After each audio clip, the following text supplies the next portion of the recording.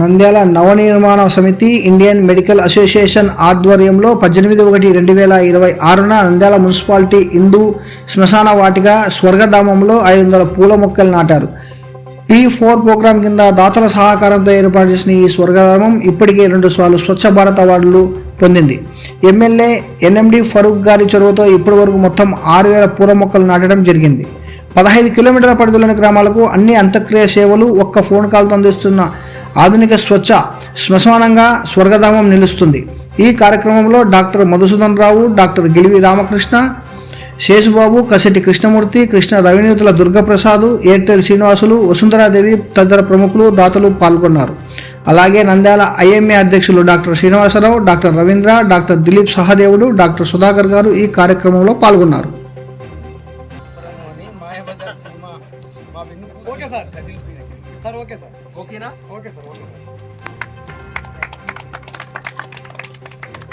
అంతా శుభంగా జరగాలి.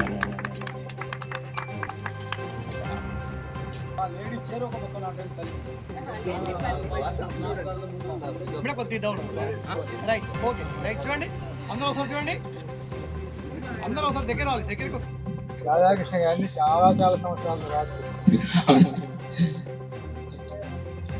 ఒక్కసారి నేను మొన్న చెప్పాను, ఏరా రాధా అంటే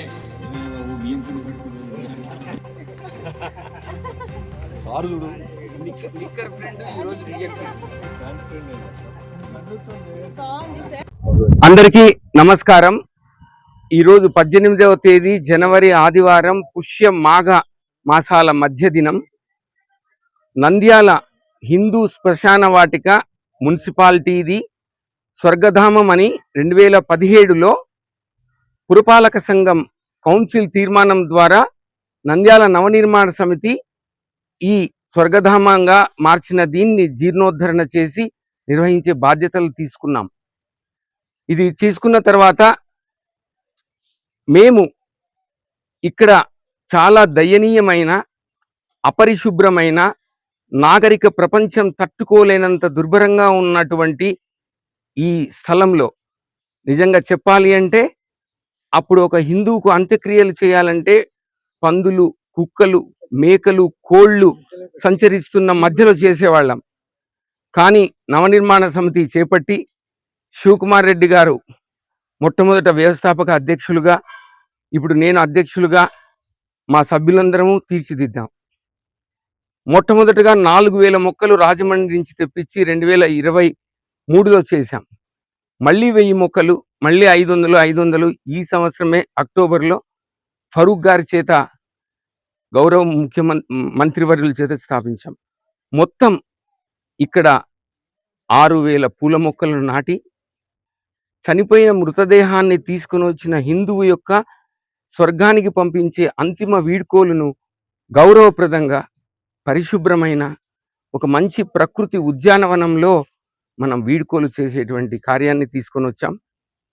ఆంధ్రప్రదేశ్ ప్రభుత్వం 2018లో చంద్రబాబు నాయుడు గారి చేతుల మీదుగా, మళ్ళీ గాంధీ బర్త్డే అక్టోబర్ నెలలో ప్రభుత్వం చేత 2 సార్లు స్వచ్ఛ ఆంధ్ర, స్వర్ణాంధ్ర అవార్డును తీసుకున్న ఏకైక శ్మశాన వాటిక ఆంధ్రప్రదేశ్లో కేవలం నంద్యాల మాత్రమే.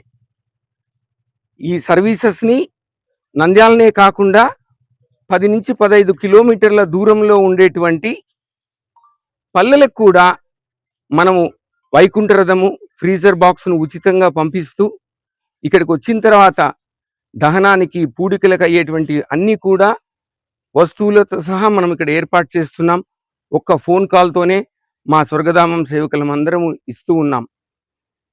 ఈ స్వర్గధామాన్ని మన దేశంలోనే ఒక స్ఫూర్తిదాయకమైన శ్మశాన వాటికగా తీర్చిదిద్దాలన్నది మా నవనిర్మాణ సమితి ముఖ్యమైన లక్ష్యం.